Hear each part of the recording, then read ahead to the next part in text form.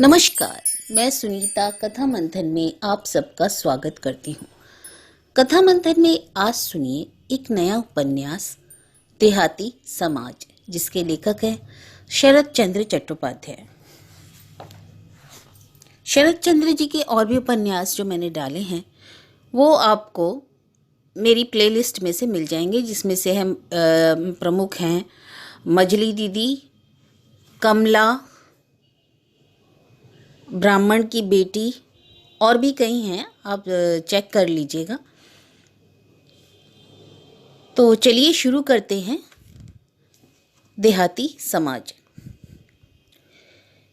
वेनी घोषाल के प्रवेश करते ही मुखर्जी महाशय के घर में एक अधेड़ उम्र की स्त्री दिखाई दी। उन्होंने कहा, अरे यह तो मौसी है, रमा कहाँ है? मौसी उस समय पूजा कर रही थी। उन्होंने रसोई घर की तरफ संकेत कर दिया। वेणी ने रसोई घर के दरवाजे के पास पहुंचकर कहा, क्यों रमा, तुमने कुछ निश्चय किया कि क्या करोगी? जलते हुए चूल्हे से कढ़ाई उतारकर रमा ने सिर उठाकर देखा और पूछा, बड़े भैया किस बारे में? वेणी ने कहा, बहन, वही तारिणी चाचा के श्राद्ध के बारे में। रमेश तो कल यहाँ आ गया है। मालूम होता है कि वह अपने पिता का श्राद्ध खूब धूमधाम से करेगा। तुम जाओगी नहीं? मैं जाऊंगी भला तारिणी घोषाल के घर? रमा ने कहा। वेनी ने कुछ लज्जित होकर कहा, हाँ बहन, यह तो मैं जानता हूँ और चाहे जो हो, पर तुम किसी भी तरह वहाँ नहीं जाओगी। लेकिन सुना है कि वह स्वयं सब लोगों के यहाँ जाकर निमंत्रण देगा। अगर वह तुम्हारे यहाँ भी आया तो तुम क्या करोगी? रमा ने बिगड़कर उत्तर दिया, मैं कुछ भी न कहूंगी, दरवाजे पर दरबान ही उत्तर दे देगा। पूजा में निमग्न मौसी के कानों में ज्यों ही दलबंदी की रुचिकर आलोचना पहुंची, त्यों ही वह पूजा छोड़कर उठी और वहां आ पहुंची। अभी रमा की बात पूरी भी न होने पाई थी कि वह गर्मा गर्म धान के लावे की तरह चटक कर बोली। दरबान के उत्तर देने लगा, मैं क्या बोलना नहीं जानती? उस बदमाश को तो मैं ऐसी बातें सुनाऊंगी ना, फिर कभी इस घर में पैर ही ना रखेगा। तारिणी घोषाल का लड़का निमंत्रण देने आवेगा हमारे घर? वैनी घोषाल, मैं कोई बात भूली नहीं हूँ। तारिणी अपने इसी लड़के के साथ मेरी रमा का ब्याह करना चाहता था, तब हमारे यतीन्द्र का जन्म भी नहीं हुआ था। तारिणी ने सोचा था कि ब्याह हो जाने पर यदुनाथ मुखर्जी की सारी संपत्ति हमारी मुट्ठी में आ जाएगी। समझ गए ना बेटा वेनी? लेकिन जब वह ब्याह नहीं हुआ तब भैरव आश्चर्य से ना जाने कितने जब तक और टोने टोटके कर आके उसने मेरी बेटी के भाग्य में ऐसी आग लगा दी कि 6 महीने भी ना बीतने पाए कि मेरी बच्ची के हाथ की चूड़ियां टूट गई और माथे का सिंदूर पुज गया। छोटी जाति का होकर वह चाहता था यदुनाथ मुखर्जी की लड़की को बहू बनाना। उसकी तो मौत भी वैसी हुई है, लड़के के हाथ की आग भी नसीब ना हुई। आग लगे ऐसी छोटी जाति के मुंह में। इतना कहकर मौसी इस तरह हाफने लगी कि मानो कुश्ती लड़कर खाली हुई हो। बार बार छोटी जाति सुनकर वेणु का मुंह उतर गया, क्योंकि तारिणी घोषाल आखिर उसके चाचा भी तो थे। रमा ने यह देखकर मौसी को कुछ फटकारते हुए कहा, क्यों मौसी, तुम किसकी जाति की इतनी बुराई करती हो? जाति तो किसी के हाथ की घड़ी हुई चीज नहीं है। जिसका जिस जाति में जन्म हुआ है उसके लिए वही जाति अच्छी है। वेनी ने कुछ लज्जित भाव से मुस्कुराते हुए कहा, नहीं रमा, मौसी ने जो कुछ कहा है वह ठीक ही कहा है बहन। तुम इतने बड़े कुलीन घर की लड़की ठहरी, भला तुम्हें हम लोग अपने घर ले जा सकते हैं? छोटे चाचा का इस तरह की बात जबान पर लाना बेअदबी करना था, और जो टोने टोटके की बात कहती हो सो वह ठीक ही है। दुनिया का कोई काम ऐसा नहीं जो छोटे चाचा और यह साला भैरव आश्चर्य ना कर सकता हो। यही भैरव आजकल रमेश का मुरब्बी बना हुआ है। मौसी ने कहा, हाँ वैनी, यह तो समझी बुझी बात है। 10-12 बरस से तो देश में आया नहीं, आखिर इतने दिन तक था कहाँ? मुझे क्या मालूम मौसी, वैनी ने कहा। चाचा के साथ जिस तरह का बर्ताव हुआ तुम लोगों का था, उसी तरह का हम लोगों का भी था। सुनता हूँ कि इतने दिनों तक वह न जाने बम्बई या कहीं और था। कोई कहता है डॉक्टरी पास करके आया है, तो कोई कहता है कि वकील होकर आया है, और कोई कहता है यह सब धोखा है क्योंकि लड़का बड़ा शराबी है। जब घर आकर पहुंचा तो उसकी आंखें बिल्कुल लाल थी। मौसी ने कहा, यह बात है, तब तो इसे घर में घुसने नहीं देना चाहिए। वेनी ने बहुत उत्साह से सिर हिलाकर कहा, कभी नहीं घुसने देना चाहिए। क्यों रमा, तुम्हें रमेश की बात याद है ना? अपने दुर्भाग्य का प्रसंग छिड़ने पर रमा मन ही मन लज्जित हो रही थी। उसी लज्जित भाव से मुस्कुराती हुई बोली, याद क्यों नहीं है? मुझे बहुत बड़े तो नहीं है मुझसे, फिर शीतल तल्ले वाली पाठशाला में हम लोग साथ ही तो पढ़ा करते थे। लेकिन हाँ, उनकी माँ का मरना मुझे बहुत अच्छी तरह याद है। चाची मुझे मानती थी। मौसी फिर एक बार चटक कर बोली, आग लगी उसके मानने में। वह मान मनोबल केवल अपना काम निकालने के लिए ही तो था। उन लोगों का यही मतलब था, किसी तरह तुम्हें अपने वश में करना। वेनी ने मौसी की बात का समर्थन करते हुए कहा, इसमें क्या संदेह है चाची? लेकिन अभी उसकी बात पूरी भी ना होने पाई थी कि रमा नाराज होकर मौसी से कह उठी, मौसी, अब उन पुरानी बातों को उठाने की जरूरत है क्या? रमेश के पिता के साथ चाहे कितना झगड़ा क्यों ना हुआ, लेकिन उसकी माँ के संबंध में रमा के मन में कहीं छिपी हुई एक प्रचंड वेदना थी, और वह वेदना अब भी पूरी तरह से नष्ट नहीं हुई थी। वेनी ने तुरंत ही रमा की बात को दोहराते हुए कहा, हाँ हाँ, यह तो ठीक है। चाची बहुत भले घर की लड़की थी। आज भी अगर उनकी कोई बात होती है तो माँ की आंखों से आंसू निकल पड़ते हैं। जब वेणी ने देखा कि बात कहीं की कहीं पहुंच रही है, तब उन्होंने तुरंत ही प्रसंग दबा दिया और कहा, तो क्यों बहन, फिर यही ठीक रहा ना? अब इसमें कुछ फेरफार तो नहीं होगा ना? रमा ने हंसकर कहा, भैया, बाबूजी कहा करते थे, बेटी, आग, करज और दुश्मन का कुछ भी बाकी नहीं छोड़ना चाहिए। तारिणी घोषाल जब तक जिए तब तक उन्होंने हम लोगों को कम नहीं सताया। उन्होंने तो हमारे बाबूजी तक को जेल भेजना चाहा था। भैया, मैं कोई बात भूली नहीं हूँ, और जब तक जीती रहूंगी तब तक भूल भी नहीं सकती। रमेश हमारे उसी दुश्मन के ही तो लड़के हैं ना। फिर मेरा तो किसी तरह जाना हो ही नहीं सकता। बाबूजी हम दोनों भाई बहन में जायदाद बांट तो गए हैं, लेकिन सबका बंदोबस्त करना तो मेरे ही हाथ में है। हम लोग तो नहीं जाएंगे, बल्कि जिन लोगों के साथ हम लोगों का कोई संबंध है उन्हें भी हम लोग नहीं जाने देंगे। फिर कुछ सोचकर उसने कहा, क्यों भैया, तुम कोई ऐसा उपाय नहीं कर सकते कि कोई ब्राह्मण ही उनके घर ना जाए?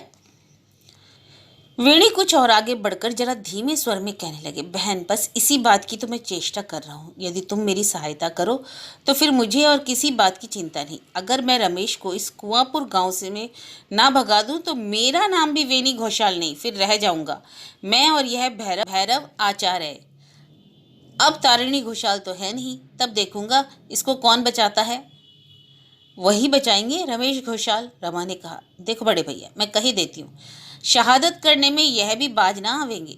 वेनी अब कुछ और आगे बढ़े। इसके बाद उन्होंने अपना स्वर और भी धीमा करके कहा, अगर तुम बांस को नवाना चाहती हो तो बस यही समय है। यह तुम्हें बतलाई देता हूँ कि जब वह पक जाएगा तो फिर कुछ भी ना हो सकेगा। अभी तक उसने यह नहीं सीखा कि धन दौलत और जमीन जायदाद की किस तरह रक्षा की जाती है। अगर अब इस बीच शत्रु को निर्मूल ना किया जाएगा तो फिर आगे चलकर कुछ ना हो सकेगा।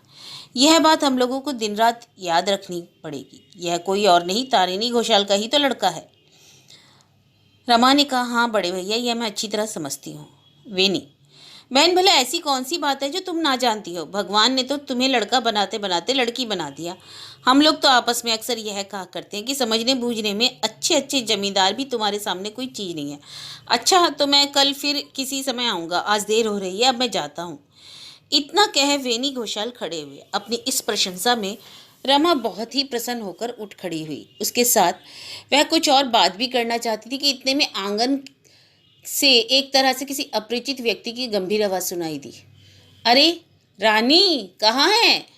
जब रमा छोटी थी तब रमेश की माँ उसे इसी नाम से पुकारा करती थी, लेकिन लेकिन इतने दिन बीत जाने पर वह स्वयं भी यह बात भूल गई थी। उसने वेणी की तरफ देखा कि उसके सारे मुख पर कालीमा दौड़ गई। तुरंत ही रूखा सिर, नंगे पैर और सिर पर दुपट्टा बांधे हुए रमेश उसके सामने आ खड़े हुए। वेणी पर निगाह पड़ते ही रमेश बोले, अरे यह तो बड़े भैया हैं, आप यहाँ कैसे? अच्छा चलिए, आप नहीं रहेंगे तो वहाँ के सब काम कौन संभालेगा?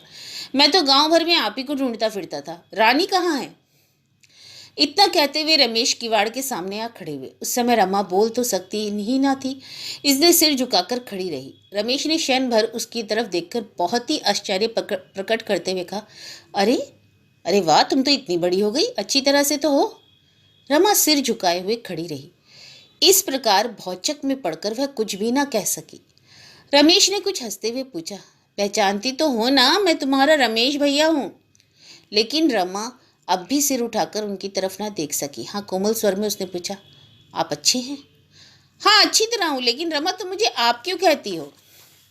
वेनी की ओर देखकर और कुछ मलिन हंसी हंसते हुए रमेश ने कहा, बड़े भैया, रमा की वह बात मैं आज तक नहीं भूला। जब माँ मरी थी तब तो यह बहुत छोटी थी। उस समय इन्होंने मेरे आंसू पोंछ कर कहा था, रमेश भैया तुम रो मत, मेरी माँ तो है ही, हम दोनों उसी को आधा आधा बांट लेंगे। क्यों रमा, तुम्हें वह बात याद है कि नहीं?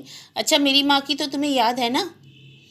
यह बात सुनकर रमा का सिर मानो लज्जा से और भी नीचा हो गया। वह जरा सिर हिलाकर भी यह ना बतला सकी कि ताई जी की सब बातें मुझे खूब अच्छी तरह याद है। रमेश फिर बोले, अब समय बिल्कुल नहीं है, बीच में सिर्फ 3 ही दिन बाकी है। जो कुछ करना है वह सब कर डालो। जिसे बिल्कुल निराश्रय कहते हैं वही होकर मैं तुम लोगों के दरवाजे पर आया हूँ। तुम लोगों के बिना जरा भी प्रबंध ना कर सकूंगा। मौसी चुपचाप आकर रमेश के पीछे खड़ी हो गई। जब वेनी या रमा किसी ने भी रमेश की किसी बात का कोई उत्तर नहीं दिया, तब वह सामने की तरफ आ पहुंची और रमेश की तरफ मुंह करके बोली, क्यों भैया, तुम तारिणी घोषाल के ही लड़के हो ना? रमेश ने आज से पहले कभी मौसी को देखा नहीं था। जब वह गांव छोड़कर चले गए थे तब रमा की माँ की बीमारी के समय मौसी इसी घर में आई। तब से वह इस घर से बाहर नहीं निकली। रमेश कुछ चकित होकर उनकी तरफ देखने लगे। मौसी ने तीक्ष्ण दृष्टि से देखते हुए कहा, जैसा बाप वैसा बेटा, ना कुछ कहना ना कुछ पूछना। एक भले आदमी के घर में घुसकर इस तरह हल्ला करने में तुम्हें शर्म भी नहीं आती? रमेश हदबुद्धि की तरह काट होकर देखते रह गए। वेनी यह कहते हुए वहां से खिसके, अच्छा तो मैं अब चलता हूँ। रमा ने कोठारी की तरफ धीरे से कहा, मौसी तुम भी क्या बकवास कर रही हो, तुम अपना काम करो ना जाकर। मौसी ने समझा कि वह बहन नातिन का छिपा हुआ इशारा समझ गई है, इसलिए उन्होंने अपने स्वर में कुछ और भी जहर मिलाकर कहा, देखो रमा, तुम बको मत। जो काम करना है उसके लिए मेरी आंखों में तुम लोगों की तरह लज्जा नहीं है। अरे भला वेनी के इस तरह डरकर भागने की क्या जरूरत थी? जाना था तो कह जाता कि भैया हम लोग ना तो तुम्हारे नौकर या गुमाश्ते हैं और ना तुम्हारी जमींदारी की प्रजा हैं जो हम तुम्हारे काम धंधे वाले घर में पानी भरने और आटा मलने आवेंगे। तारिणी मरे तो गांव भर का कलेजा ठंडा हुआ। यह बात कहने का भार मेरे ऊपर ना छोड़कर आप ही इसके मुंह पर कह जाता तो मर्दानगी का काम होता ना। रमेश फिर भी पत्थर की मूर्ति की तरह चुपचाप खड़े रहे। मौसी ने रमेश के निर्वाक और अत्यंत पीले पड़े हुए मुख की ओर देखकर फिर कहना शुरू किया, जो हो, लेकिन एक ब्राह्मण के लड़के का मैं किसी नौकर या दरबान से अपमान नहीं कराना चाहती। भैया तुम जरा होश ठिकाने रखकर काम करो, यहाँ से चले जाओ। तुम कोई नादान बच्चे तो हो नहीं जो भले आदमियों के घर में घुसकर सबको ताव दिखाते फिरते हो। तुम्हारे घर हमारी रमा कभी ना पैर धोने जाएगी, यह मैं बतलाए देती हूँ। रमेश मानो अचानक नींद से जाग पड़े। तुरंत ही उनके हृदय के भीतर से एक ऐसी गंभीर श्वास निकल पड़ी कि उसके शब्द ने उन्हें स्वयं ही चकित कर दिया। घर के भीतर के दरवाजे की आड़ से रमा ने सिर उठाकर देखा। रमेश ने पहले तो शायद कुछ इधर उधर किया और तब रसोई घर की तरफ देखकर कहा, यदि किसी तरह जाना हो ही नहीं सकता तो फिर उपाय ही क्या है। लेकिन मैं तो ये सब बातें जानता नहीं था रानी। अनजाने में मुझसे जो भूल हो गई है उसके लिए मुझे माफ़ करना। इतना कहकर रमेश धीरे धीरे वहां से चले गए। कोठरी के भीतर से किसी तरह की कोई आवाज तक न आई। रमेश को इस बात का पता भी न चल सका कि जिससे माफी मांगी वह आड़ में खड़ी चुपचाप उनके मुख की तरफ देख रही थी। इसके बाद वेनी फिर तुरंत ही वहां आ पहुंचे। वह वहां से भागे नहीं थे, बल्कि बाहर छिपकर सिर्फ रमेश के वहां से जाने की प्रतीक्षा कर रहे थे। मौसी से आंखें चार होते ही उनका सारा मुख प्रसन्नता और हंसी से भर गया। उन्होंने आगे बढ़कर कहा, वाह मौसी वाह, तुमने तो खूब खरी खोटी सुना दी। इस तरह की बातें हम लोगों के मुंह से निकल ही नहीं सकती। जो हुआ बहुत ठीक हुआ।